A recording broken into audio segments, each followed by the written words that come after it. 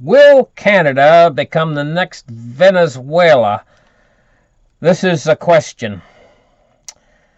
Okay, Moody's downgraded the credit rating for Canada's 6 big banks as Toronto Dominion Bank, BMO, CIBC, RBC, and Scotiabank. All have been downgraded. Moody's says the debt limits and soaring house prices could be bad news for Canada's big banks and downgraded their credit rating as a result. Toronto Dominion Bank, Bank of Montreal, and so on. National Bank of Canada, Royal Bank, all saw their credit ratings cut by 1 notch late Wednesday. Moody's cited a more challenging operating environment for banks in Canada for the remainder of 2017 and beyond. Today's downgrade of the Canadian banks reflects our ongoing concern that expanding levels of private sector debt could weaken asset quality in the future, Moody's Vice President David Beattie said. High consumer debt is a concern.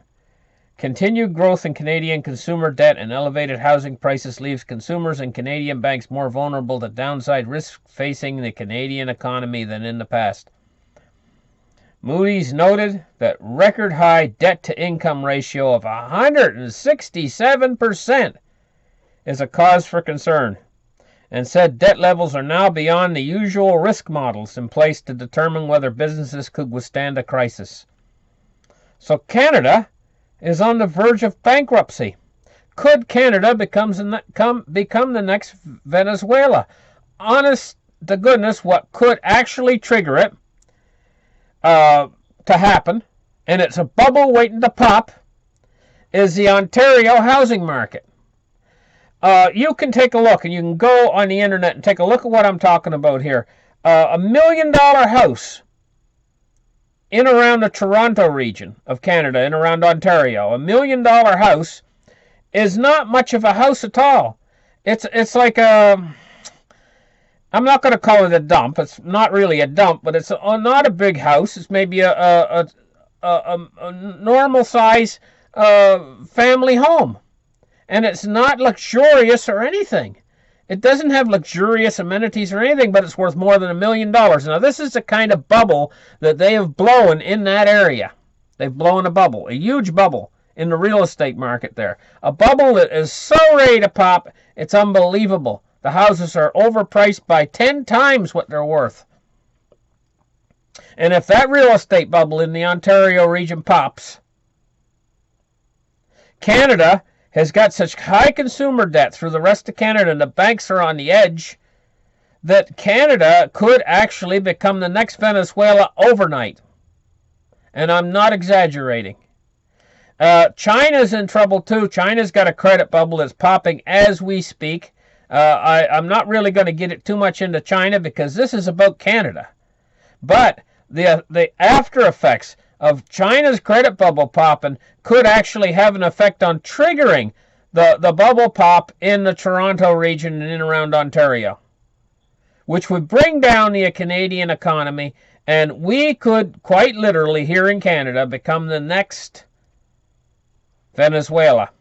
And what would happen? How would Canada pull itself out of this death spiral of a deflationary funk that we could go into, or even a hyperinflationary funk? Now, I remind you that about just a couple years ago, the Canadian dollar was on par. In fact, it was even stronger than the American dollar.